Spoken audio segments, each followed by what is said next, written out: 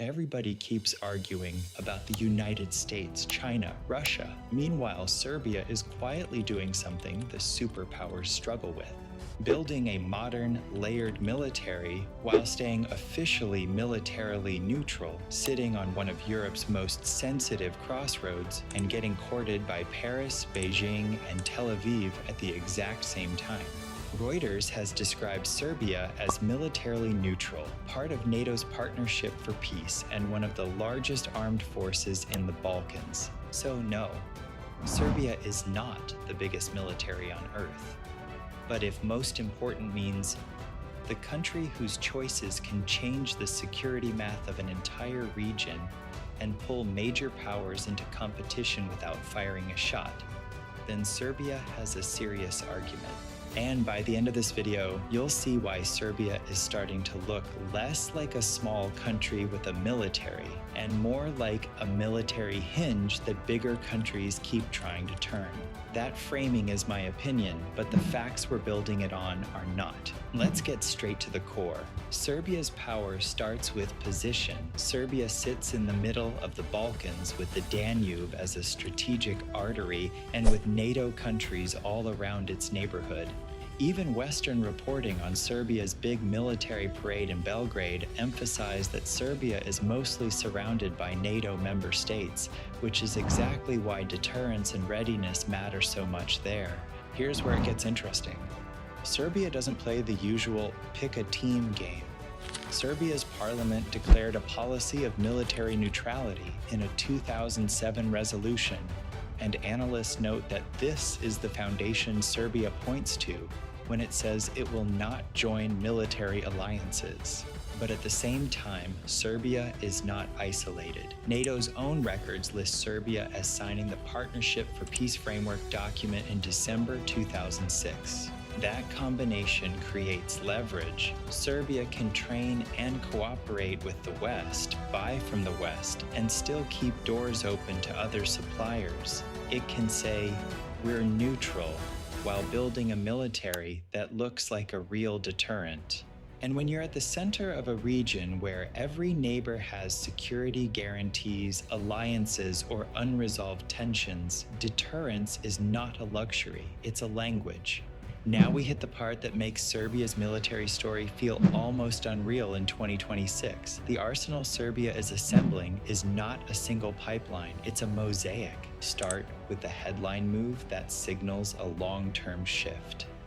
On August 29, 2024, Dassault Aviation announced that a contract was signed in Belgrade for Serbia to purchase 12 Rafale fighters for Serbia's Air Force and air defense. Reuters also framed this Rafale deal as Serbia stepping away from reliance on Soviet-era systems and deepening defense ties with France. That's not just new jets, that's a strategic relationship with training, maintenance parts, weapons integration, and doctrine evolution that lasts decades.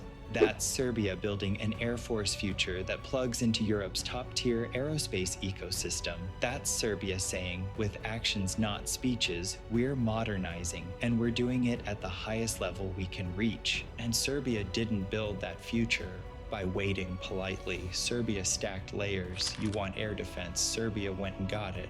Reuters reported back in 2020 that Serbia bought a new generation, medium-range, radar-guided surface-to-air missile system from China, underlining deepening cooperation between Belgrade and Beijing.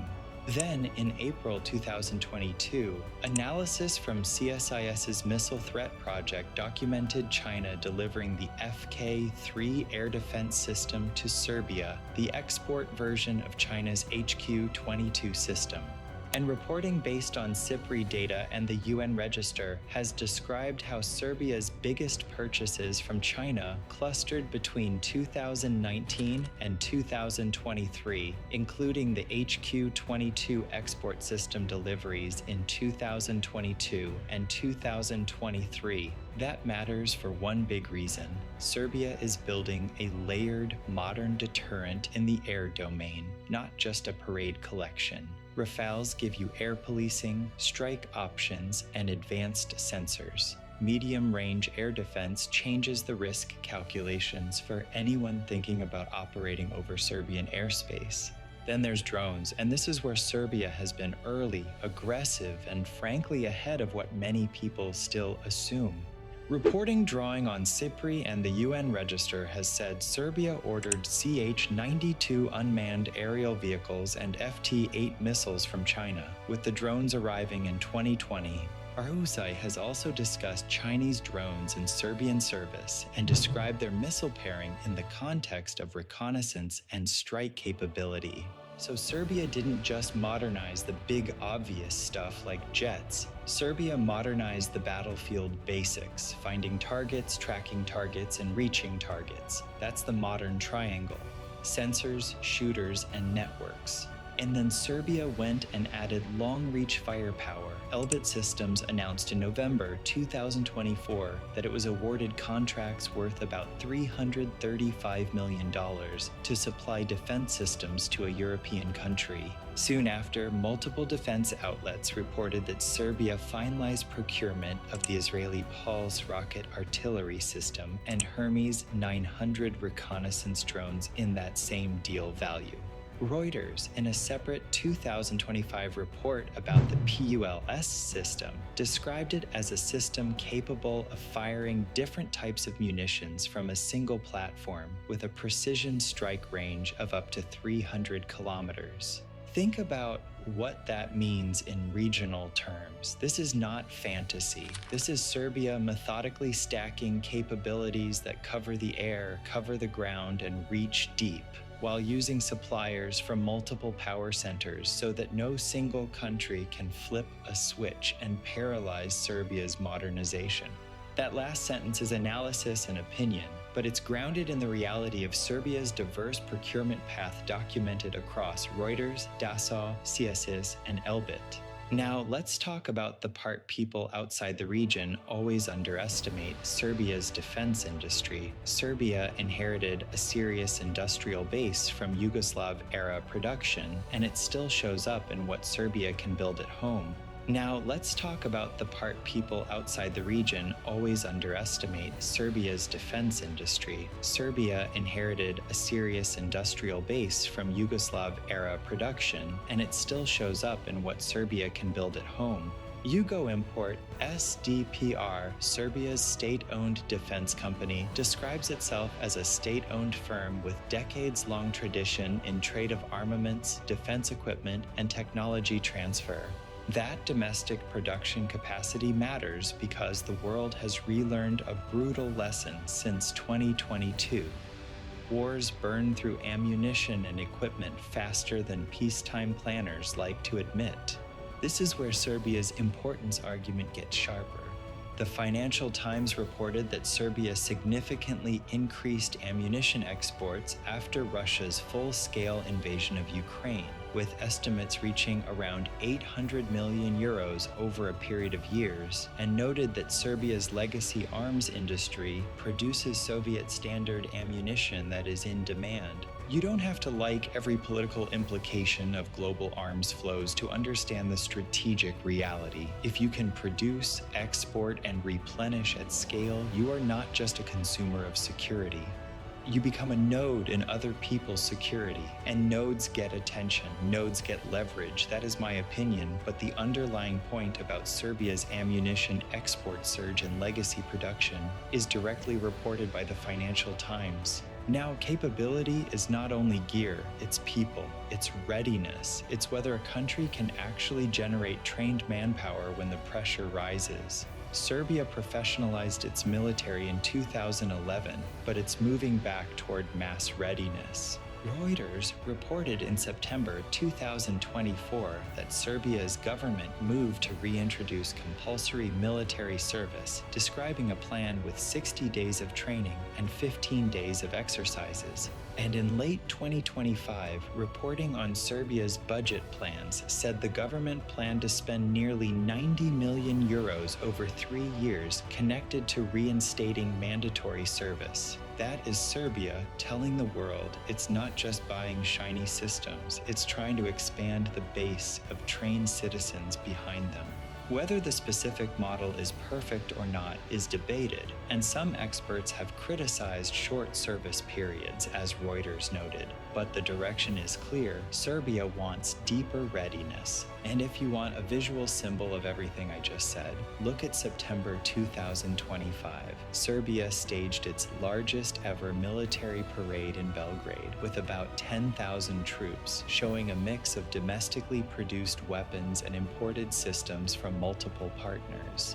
Associated Press coverage highlighted that the display included Israeli rocket systems, drones purchased from the United Arab Emirates, Russian-supplied tanks, and Chinese anti-aircraft systems, reflecting Serbia's diversified relationships.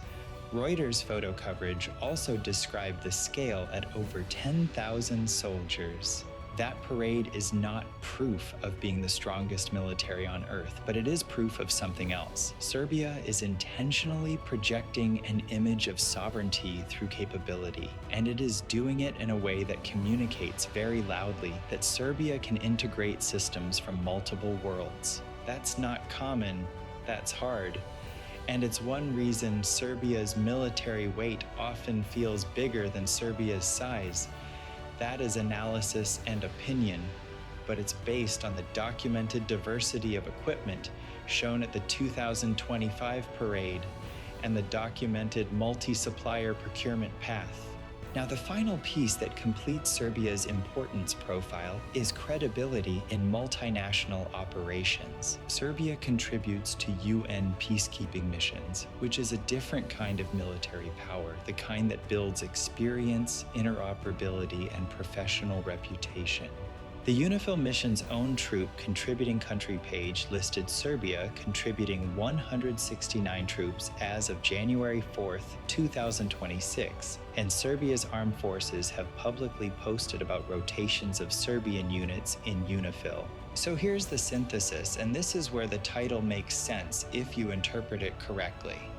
Serbia is not the most powerful military in the world by total tonnage, total carriers, or global bases. But Serbia might be one of the most important militaries in the world because it sits at a geopolitical intersection where every procurement choice echoes. When Serbia buys 12 Rafales, that is France gaining a deep, long-term defense industry relationship in the Balkans. When Serbia fields Chinese air defense and Chinese drones, that is Beijing demonstrating defense export credibility inside Europe's neighborhood, a fact highlighted repeatedly in reporting on those deliveries and purchases. When Serbia buys Israeli rocket artillery and Hermes 900 drones, that is Serbia gaining deep strike and reconnaissance while tying into a top-tier Israeli defense ecosystem, as reflected in Elbit's announced contracts and later reporting identifying Serbia as the buyer. And when Serbia does all of that while insisting on military neutrality while being a NATO partnership for peace participant since 2006, Serbia becomes exactly the kind of country global powers watch closely. A swing actor that can shift regional balance without ever announcing an alliance change. That's my argument. Serbia's military power is not just about hardware, it's about strategic flexibility, domestic industrial backbone, and the ability to make multiple great powers compete for influence in one of Europe's most sensitive zones. And if you're Serbian watching this, the takeaway should feel pretty simple. Serbia's military story right now is a story of agency. Serbia is not waiting for permission to be taken seriously. Serbia is building the kind of force that forces everyone else to take it seriously.